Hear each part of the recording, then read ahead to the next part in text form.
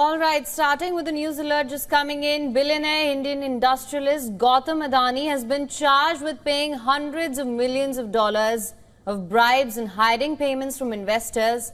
This as per US prosecutors on Wednesday. Well, yeah, exactly him. And this indictment alleges schemes to pay over $250 million, all in bribes to Indian government officials, to lie to investors and banks to raise billions of dollars. Now, the US Attorney's Office in Brooklyn accused the executives of agreeing to pay hundreds of millions of dollars worth of bribes between 2020 and 2024 in a bid to obtain solar energy supply contracts expected to yield $2 billion in profits over 20 years.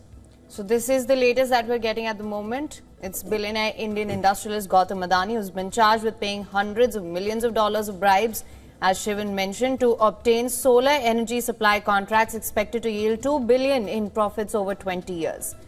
And for more on this, we're now being joined by our correspondent Susan Tehrani on the phone line. Susan, thank you so much for joining us. Big news coming in, Susan. What can you tell us about this?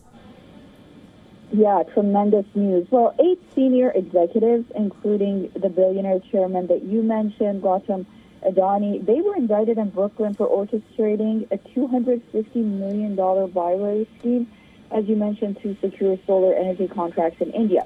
Now, prosecutors allege the executive conspired to defraud U.S. investors by concealing bribes and misrepresenting anti-corruption practices, of course, while raising billions in financing. The U.S. Attorney, Brian Peace, stated, and this is a quote, "The defendants enrich themselves at the expense of the integrity of our financial markets."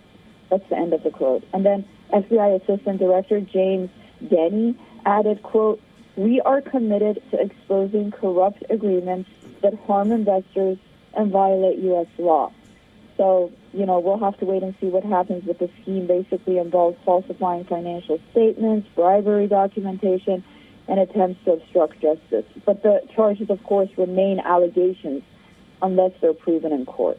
Absolutely, Susan. These are allegations at this point. And of course, nonetheless, it's a big development overnight, and at least here for us in Asia. And that was Susan Tehrani getting us the latest. This is a developing story which we will be tracking closely for you right here on WION.